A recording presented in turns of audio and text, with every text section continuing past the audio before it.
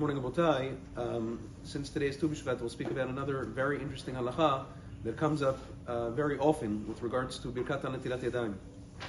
What happens if a person uses the facilities right before he wants to start a bread meal? So obviously, when he comes out of the restroom, he has to do Netilat Yadayim. The question is now, which Netilat Yadayim should he do?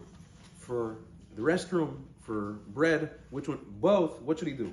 So there's actually a very interesting machloket rishonim in Siman Kuf Samachay. Rabbeinu Yaakov Bar Yaka writes that since Chazal instituted two separate netilot, one netila is for after using the restroom, another netila is for before eating bread, one cannot exempt the other, and therefore a person would have to make two separate netilot. Other Rishonim disagree. Some Rishonim say no, one netila can work for both. Le'alacha, Maran HaShulchan Aruch says that a person must make two separate netilot yadayim. Okay, that's great. The question then becomes, I'm making two different netilot, but now what am I going to do? First one, after the first one, I make asher yatzah.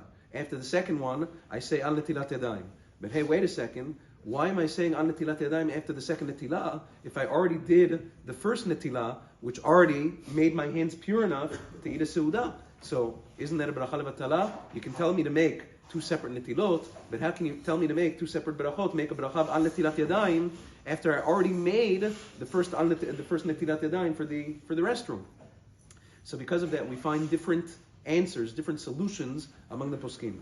The Magen Avraham, quoted by the Or L'Tzion, says that the first netilah that a person makes after he comes out of the bathroom should be one that is invalid for bread, which means that he should not use a natla, he shouldn't use a cup, which means only run his hands 3 times under the faucet, then dry his hands, make asher yatzar, and then afterwards use a cup and do netilat yadayim l'seudah and make birkat al netilat yadayim. Since the first one, even though you washed his hands, and that's good in order to make birkat asher yatzar, but since it's still netilat psula for bread, so that's the best way to go about it. The Or L'Tzion writes like that in Halacha.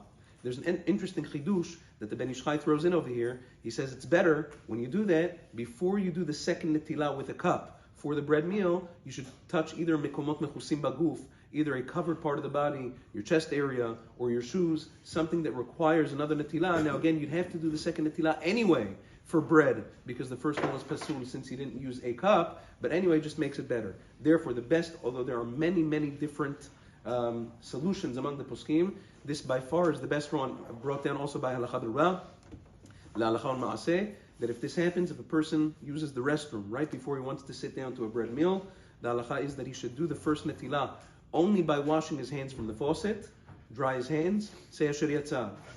Either, again, it's not mechuyah, but preferably touch somewhere covered on the body. Do another netilah 3 times on each hand with a cup, as you would for any bread meal.